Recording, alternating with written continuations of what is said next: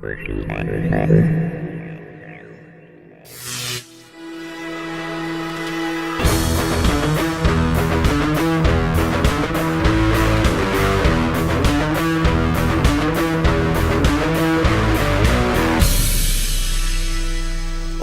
WTF, welcome to These American Gods, a discussion podcast of the Starz TV series American Gods. I'm Tim Pickerel. I'm Sarah Pickerel. And, oh yeah, This is so weird. It's still weird to hear. It's still weird. It's been 6 months and it's still weird. Yeah, so we got married 6 months ago. We haven't done a show together in about that long. Yeah. So a little background, we also do a discussion podcast called Watchers on the Couch, which is one about Game of Thrones, as you might have guessed, or you might have followed us here from. So one of the other things that you'll notice is there's only two of us. Yeah, we're lonely. It's been quite the series of unfortunate events leading up to our debut episode of this podcast. It has. The weather's been crap and roads are flooded. Mm-hmm. So it's been raining nonstop for the past 5 days, million years. I don't know. It's been a long time. Years. It's never stopped. It's been raining forever. So that's right. We're normally joined by our friend Mike Daffron, also of Watchers on the Couch. Well, obviously, if I said normally, why would I? I don't know. I mean, he's normally here when we're doing a podcast together. Like that's legit. But he can't make it because the roads are flooded and other things. And then we usually get some guest contribution from our friend Chris Nays of the Bacon and Nays podcast. He also wasn't able to send anything in for us because of the weather, right? Because of the weather, yeah. He works third shift. So what normally happens is these shows that air on Sunday nights, he's at work at that time. Yeah. So he goes home, watches the episode on Monday morning right before he goes to bed. Right. Well, it took him like 3 hours to get home because of all the traffic, because of the roads being flooded. So he didn't get a chance to watch it. I'm hearing a lot of excuses and not a lot of ambition from these guys. No, I'm just kidding. Shots fired. Shots of arrows fired into a Viking. I can't wait until we all get together and get to talk about it. No, it's going to be good. I was really hoping there's going to be a scene from this. Well, if you're listening to this, you've probably already seen the episode, so you know what scene I was talking about. And if you watch Watchers, or if you listen to Watchers on the Couch, you know why I wanted Mike here to talk about that scene. Well, yeah. So, I don't know. Yeah. We'll have to circle back with him next episode and discuss it. Definitely. All right. So, do you want to start talking about? Do you just want to go through scene by scene? Should we actually start talking about the show that the podcast is about? Maybe we could stop leading up to it. Maybe actually do the thing. We're gonna tease you all. It's been 17 minutes into the show. That's our show. Yeah, thanks for listening. Thanks for listening, and we'll see you next week. Well, this is only the first episode. They've been, I would say, 90% accurate with the book so far. Right. Yeah, except for the order of events. Those were a little off. But yeah. Oh, yeah. It didn't start with a Coming to America story. It started with Shadow Moon in the book. Oh, right. Yeah, well, and this Coming to America also wasn't even in the book. Or it was, and we both just forgot about it, because I do remember a story. I'm not going to say what it is, because that might come later, but I do remember a story that was talking about Norsemen coming to America. And their god maybe their god was already there. Oh, maybe. Yeah. Oh man. And you just read it. I know. And I've read it like a few months ago. I know. So, well, I have the worst memory ever. So. Well, I do know that, and now the audience knows that too. Yeah. Well, you're welcome, guys. Okay. But no, it was a really good scene, even if it wasn't in the book. So right off the bat, and it's very. If any of you are familiar with Spartacus, the Starz TV show Spartacus, a lot of the little on the graphic side, very graphic, and it was also like cartoony to the point where like it's really gory, but at the same time it's also humorous in its gore. Yeah, no, it didn't feel real. Like it was very gory, but it didn't. It was cartoony, like 300. Yeah. Well, I never saw that movie, and I never saw Spartacus either. Oh, right. So anyway, right after that scene where we have the Vikings landing in North America and then hightailing it out of there after they get killed by, or one of them gets killed by natives. Well, one of it, but then they basically just they murder each other, for their blood sacrifice. So they keep trying, the Allfather will see them That's so so they can get out of there. interesting. Yeah. But then we actually get into where the book begins with Shadow Moon in prison. Right. And he has 3 days left to his sentence. 5 days. 5 days? 5 days. Okay, I'm sorry. He gets out 3 days early. Okay. So 5 days left in his sentence. And calls his honey, Laura, and starts out with "I love you." That was really sweet. But yeah, he's just ready to go home and be with her and live a normal life. And spoiler, that doesn't happen. Oh, I know. You're spoiling that? Well, you're spoiling the first 5 minutes of the show. I can't. In the first 15 minutes of this one. Right. I don't know. It was interesting because going back and reading the book and then watching this, like, you don't get all of the little like nuances of like, he always says "I love you" first because it's a good thing to say, and why not say it, and why she calls him puppy, and things like that. Like, you don't get that from the show yet. They might do a flashback, maybe. Yeah. But it would seem like those are, well, the puppy one for sure would seem like an important one to establish. Yeah. But yeah, I mean, that's true of a lot of books that are turned into shows. There's a lot of inner monologue and descriptions that you just can't translate into screen. Right. So we're introduced to his inmate, Loki, Smith. Which is interesting. It's very interesting. Like, that's not how the actor and like the manner of speaking is not what I pictured in my head. Really? Like, I pictured kind of like an older guy for some reason. I never did. I always thought it would be like a young, kind of creepy guy. Oh, okay. Yeah. Well, there you go. You win. You win the imagination game. That's right. That's right. Okay, so he's released, and Loki. He's recounting a story that Loki told him about. Don't piss off ladies in airports. Right, especially if they work for United. Yeah. So yeah, Shadow tries to get on a plane and he immediately gets his ass kicked by the flight attendants, and he's told he can't go anywhere. So right. Yeah. No, he is able to get on a flight the next day, and then Ian McShane's character shows. What is that? That's a cat. That's a cat. Going apeshit. I'd say we close the door, but then he's just going to be loud. He'll actually be at the door. So apologies for the cat sounds in the background. Yeah. Yeah, I loved Ian McShane's character, though. Yeah, no, that casting is great. Yeah, no. Yeah, just confirmed yeah, and no. denied at the Hate same time. Love it. Love it and hate it. That's okay. No, I love him as Mr. Wednesday. I just think it's so brilliant. It's great casting. So far, all the casting, I think, has been good. Yeah. When we're introduced to him on the plane, after he does a con to actually get into first class on the plane, Right. which, was that in the book? No, it was not. Yeah, I didn't think so. No. And actually, they talk about Shadow actually brings up different types of cons. And that was not in the book either.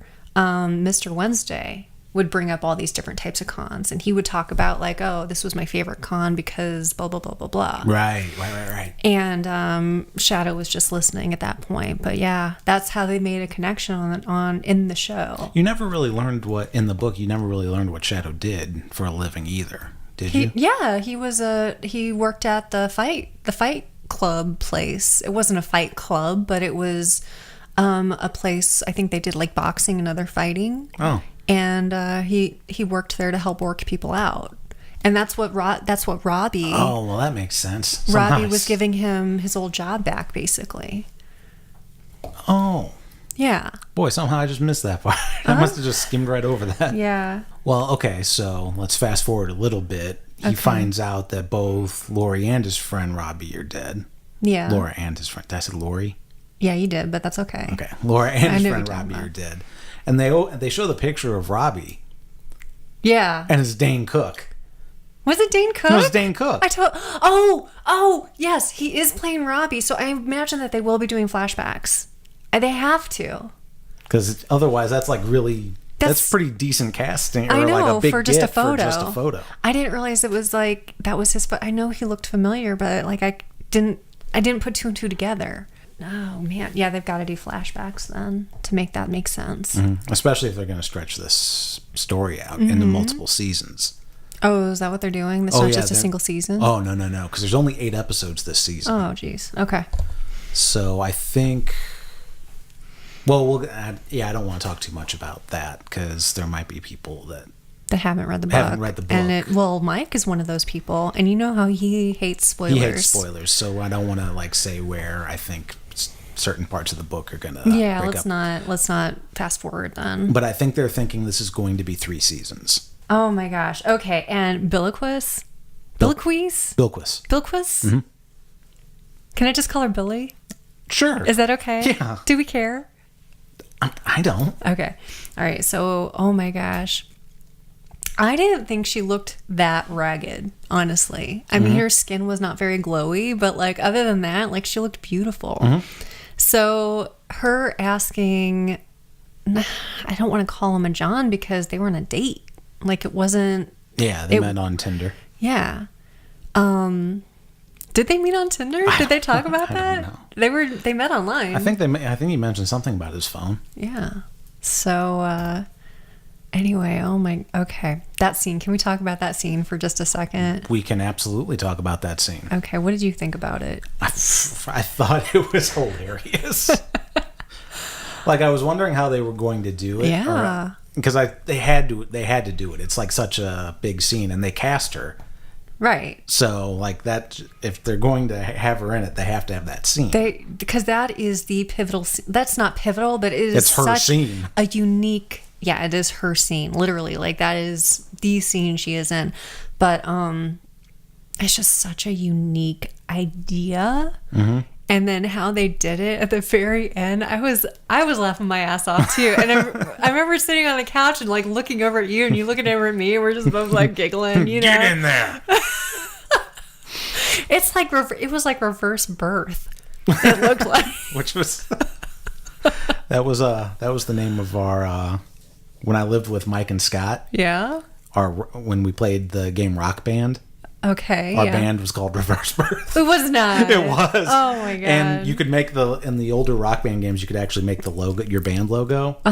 So I made it so it was the female bathroom symbol, like the figure with the skirt with her legs open, and then the male figure was going head first up the dress. Oh my god! And that was before I read American Gods. So. There you go. But he went foot first, or maybe dick first. Really, if we're gonna. But how? How is that possible? How do you go like dick first into like get your lower half swallowed in? Yeah. So she looked like a giant. She looked a little bit like a giant. Or was he shrinking? I think he was shrinking. Is that what it was? Yeah. Okay. Wow. Or maybe she was giant. I don't know. Who knows? Oh my gosh. That was just so crazy. And it was so funny how they did it. Yeah, when his little head would just like went in. It was just like, oh my god. That's what she said. All right, what else you got? We could talk about Mad Sweeney. Well, let's talk about Mad Sweeney. Okay. Let's talk about Mad Sweeney. What's that? Let's talk about Mad Sweeney. So, he's a leprechaun. He's a leprechaun. He's a very tall leprechaun. That's a stereotype. Yep, apparently. So, Mad Sweeney. So, do you know some of the lore behind Mad Sweeney?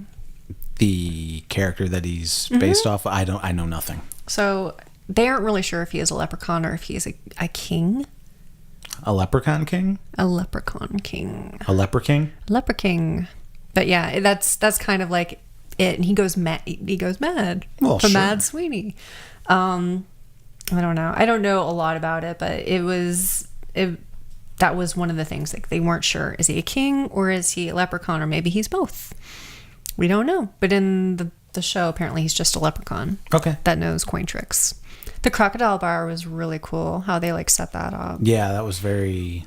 They did a great job very with true that. to the book. Mr. Wednesday finds Shadow Moon at the crocodile bar, offers him a Mr. Wednesday offers Shadow Moon a job, and they flip for it.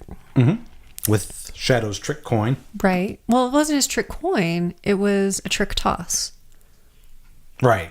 Yeah. He flubs it, or Mr. Wednesday flubs it, you know. Flubs it for him. Flubs it for him. So it comes out in Mr. Wednesday's favor. Mm-hmm. And that's how you get a job, folks. That's how you do it. You just flip a coin. You don't need to worry about a resume. Right. In these troubled times, when job market's what it is, if you ever find yourself out of luck, just flip a coin. Or find a guy to flip a coin with. Yeah. Find a guy that's looking for an employee. Right. An errand boy, really. Yeah. Or errand girl, depending on, you know. We don't presume genders. Right. What's your pronoun? I'm beardkin. Oh, okay. Good. They basically seal the deal over 3 shots of mead, which is not how you drink mead. Yeah, I've never seen mead in shots before. Yeah, I had issue with that. As somebody who drinks mead. But they had to get through that part of it. Yeah. Otherwise, it's a lot of mead to drink. Yeah. Just chug it down. 3 pints of mead, which cues the fight between Shadow Moon and Mad Sweeney, where you started to cringe a little bit in that fight. Did I? Yeah, when Shadow actually gets the upper hand for a little bit and starts pounding on Mad Sweeney's face. Well, his face was getting so bloody. That was a little too real for me. I know it wasn't real, but it just felt really like raw. Shadow wakes up in the back of a car with a gold coin. Mm-hmm. Mr. Wednesday driving. They are going to Eagle Point. Eagle Point. Eagle Point to Laura's funeral. Laura's funeral. And that's when you get to meet the lovely Audrey with the not weird mouth. Yeah, she looks like she got dosed with Joker's toxin. I don't know. It was just really odd, and I felt like her lips were not in sync with what she was saying, too. Maybe that was that was the TV. That could have been it, but like everyone else was synced. So I feel like it was just like that was just a her thing, you know. Yeah, that is weird. It's like I'm not familiar with that actress, even though she looks familiar. Yeah, she looked familiar to me at least, and so I know I've seen her in something before, but I can't place it. Mm-hmm. I don't remember if her mouth was like that. Yeah, I don't know. I feel bad for making fun of her mouth, but no, it wasn't. It was really distracting, though. I could not take anything she was saying like seriously. Unfortunately, her upper lip was like locked in place. Betty Glippin. Okay. Gilpin. What else has she been in? Let's find out. Somebody listening to this right now. Well, she was such and such, you dumbass. Yeah. Well, she's like pretty low on the. I don't know. It's finally working. Yeah, her lips like that in real life, apparently. Okay. They didn't just give her this lip for the show. So bizarre. She was in True Story. Don't know it. Don't Ghost Town. Nope. Nurse Jackie. Nope. I never saw it, but I know that show. Yeah. I've never seen her in anything. Death Love. Nope. Whatever that is.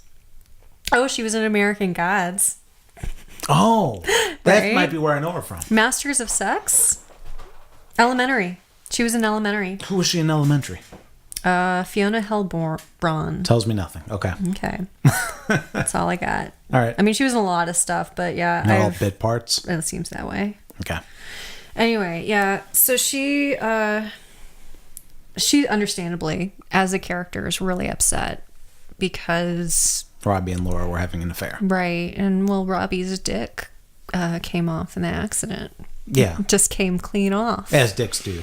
That's what happens. I didn't know if you knew that about male anatomy. What's that? When we get into an accident, our dick immediately ejects. Like, what kind of accident are we talking about? Pretty much any accident. Like little fender benders? Yeah, totally. Anything where the airbag deploys, the dick also comes off. Is it like an eject button with like a DVD? Is it that kind of thing? Or is it more like... No, that's pretty slow. That's like... I'm trying to think what would be like a comparable, like something that you do in a daily life. Like what would be... In a daily life? In your daily life. How often do you eject in a daily life? I'm sorry, how often do you eject? Eject.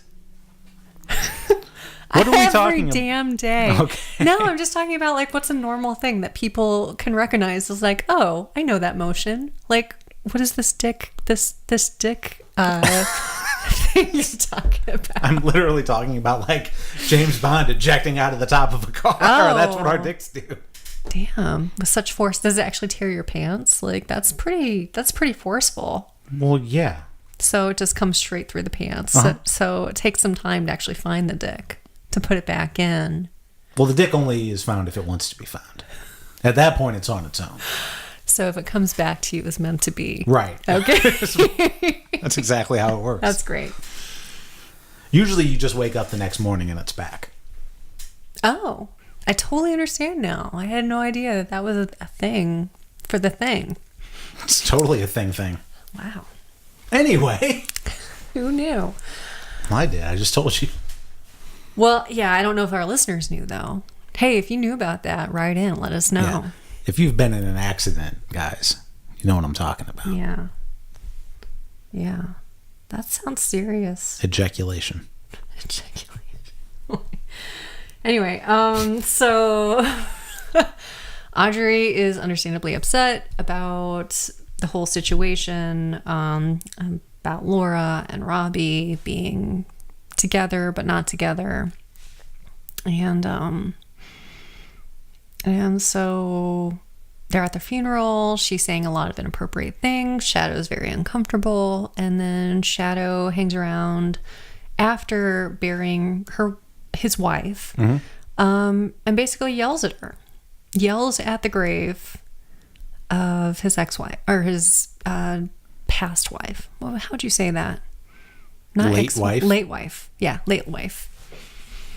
And then Audrey, you see her stumbling in the background, and she comes into frame, and she's been drinking. She pissed on her husband's grave, her late husband's grave, and then tries to fuck Shadow. Yeah.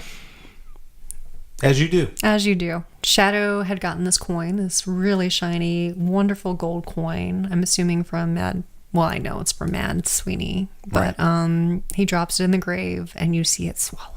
So then the only other thing that happens is on his way, or leaving the cemetery, he finds this glowy thing in the field. That was so fucked up. Okay, I'm sorry, but that was really like weird because... What was weird about it? Well, that was not...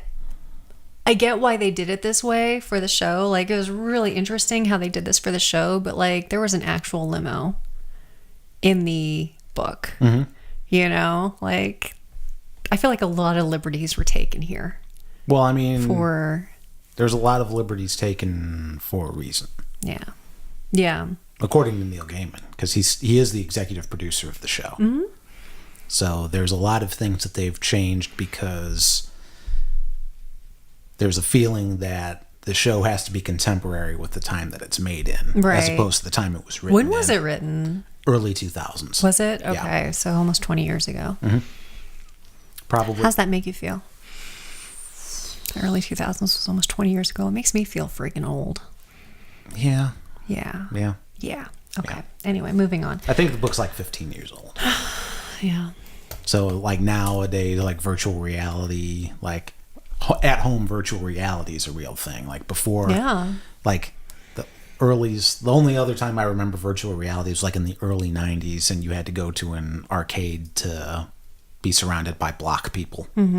So to be surrounded by block people, they were just like just polygon colored ships and things like that. What? That you could. There was a arcade place in the mall called Exhilarama, and it would be a ring. I don't remember that. Well, you weren't here. Well, no, but I had arcades where I grew up. Yeah, but in Springfield, they like just got 1993 arcades like a year ago. Okay, so we're like Canada, basically, is what you're saying? No, you're way behind Canada.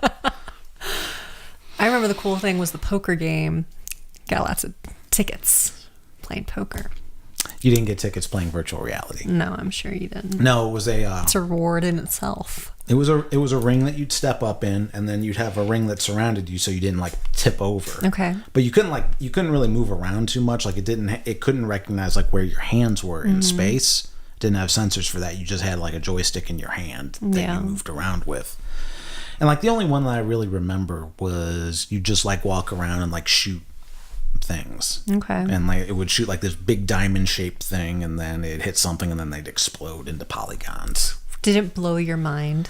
Like, was it one of those things that just was so amazing? Well, I never did it.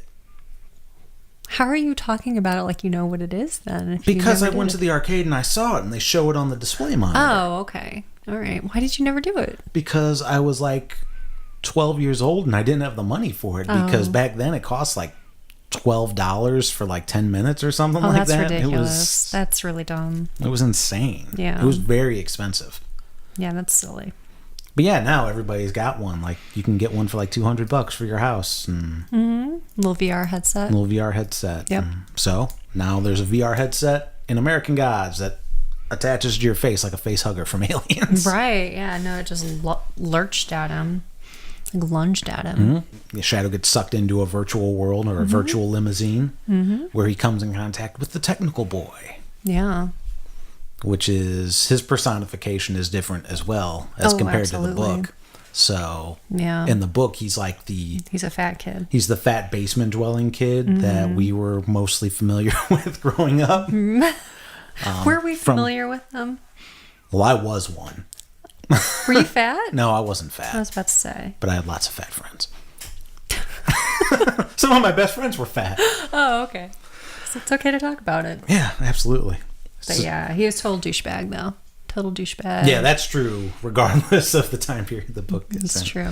So yeah, it was the technical boy was in the book is the basement dwelling neckbeard troll type person.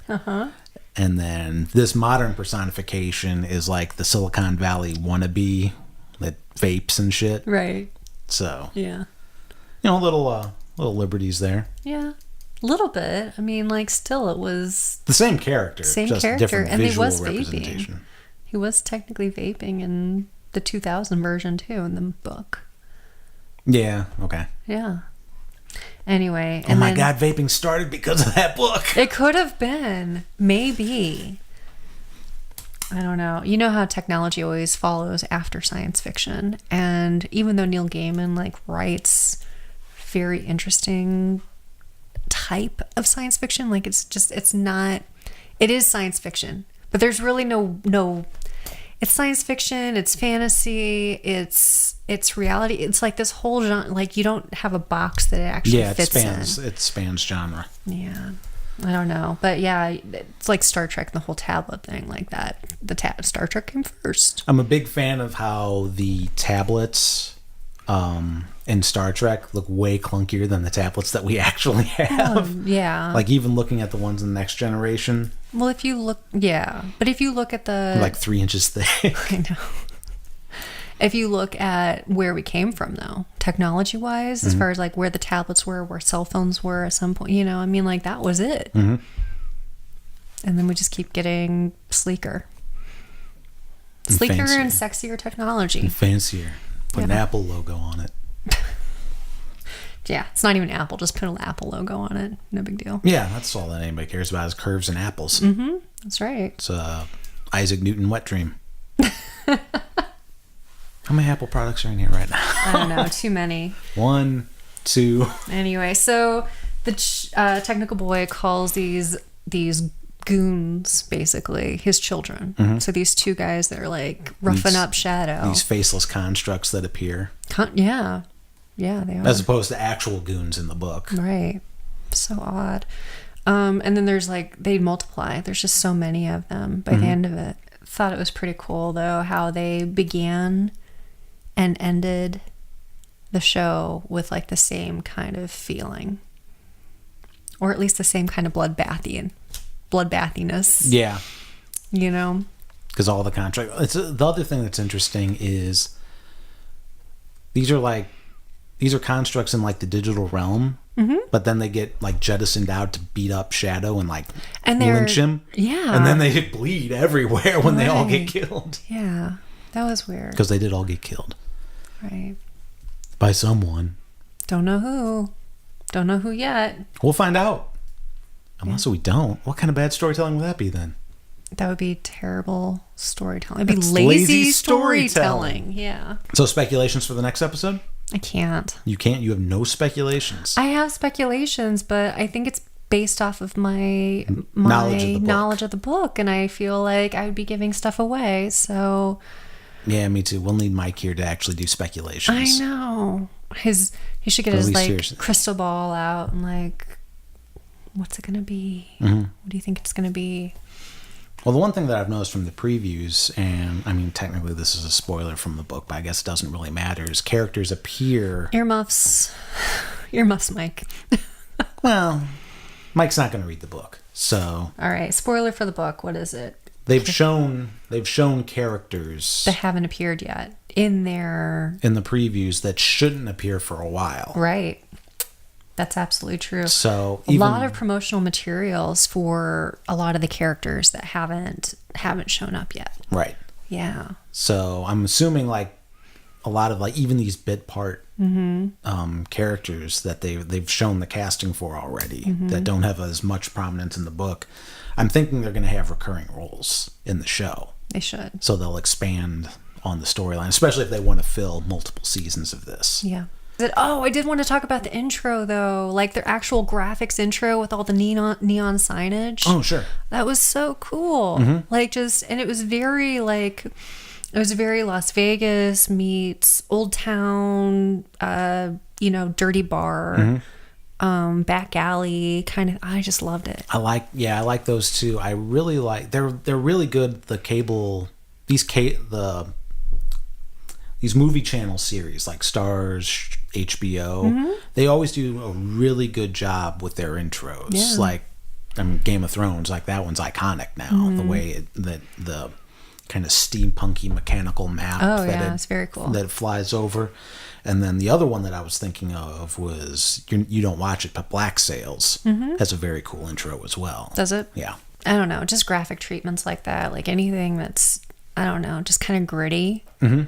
It's not all shiny. Or just like cool. Like that's like one of the main appeal. I don't know if it's really a main appeal, but one of the things that you look forward to when you see a James Bond movie is the intro treatment. Yeah, that's true. But at any rate, I think that's a good place to wrap it up. Okay. Thank you for joining us for this first episode of These American Gods, for the first episode of American Gods. Next week, we should have Mike in the studio with us. We should have some contributions from our friend Chris Nays.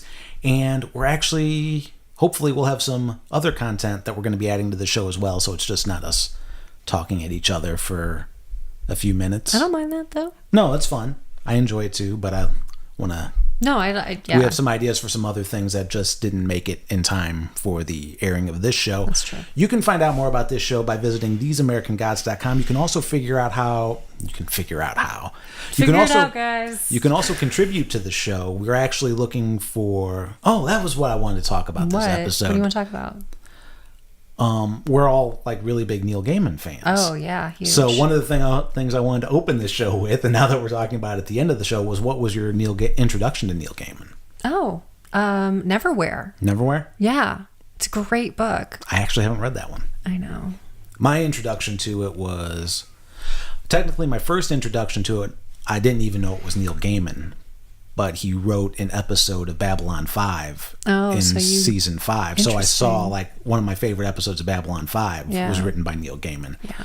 But the other thing, also he did a couple of Doctor Who episodes that were really good as well. I know. And then, but no, my all-time first exposure to Neil Gaiman was the Sandman graphic novel. My dad had one of them in his library, and I really enjoyed it. Very cool. Yeah. I never really got into Sandman, but I did love the Doctor Who Neil Gaiman crossover. It just really it touched me right here, Yeah. I don't know. It was just he's an epic writer. Yeah. And like if you don't even if you're listening to this podcast and you don't like the show, like who are you? First of all. But I would just definitely check out other things that he has written. Stardust, I think, is one that he did. Yeah, Stardust which is brilliant. That's a great movie. I didn't read the book, but I've seen the movie. Okay, yeah. I actually haven't. That's the funny thing. I'm such a big fan of Neil Gaiman's work, but I've read almost nothing by him. I've read American Gods. Yeah. But I'm mostly familiar with him through TV, movies, and comic books. Yeah. Yeah. So I definitely need to pick out more books. I've heard great things about The Graveyard Book. Oh yeah, I just finished reading that. Did you? Yeah. It And was yeah, fantastic. I need I'm in the middle of The Ocean at the End of the Lane too. I haven't finished it yet, but I'm like halfway through it. Well, Chris from Bacon and Nays was looking for some recommendations, so there you go, Chris. There's a few for you. Mm-hmm. But as I was saying, the reason I wanted to talk about like what our introduction to Neil Gaiman was is I'm looking for fan contributions. Oh yeah. To let us know what your introduction to Neil Gaiman was, your favorite Neil Gaiman work, or any like kind of how it affected your life story. I'd like to close out the show with those, or a couple of those. So you can go to theseamericangods.com to find out more about how to contribute to that, or I can give you a quick rundown. Just record a video, upload it to YouTube as unlisted, and then shoot me a link to it. And it might appear at the end of the show. Yeah, that's a great idea. Cool. I had no idea you were going to do that. So, well, maybe if you checked the website, you would have known that. Oh, why don't you ever follow anything that I do? I'm busy. All right. Well, until next week, I'm Tim Pickerel. I'm Sarah Pickerel. And I almost gave the ending to the other podcast. And we're Watchers on the Couch. Yeah. We are actually Watchers on the Couch. Actually, this episode will appear on Watchers of the Couch as well. Okay, cool. So well, we're Watchers on the Couch and These American Gods. These American Gods. We'll see you next week.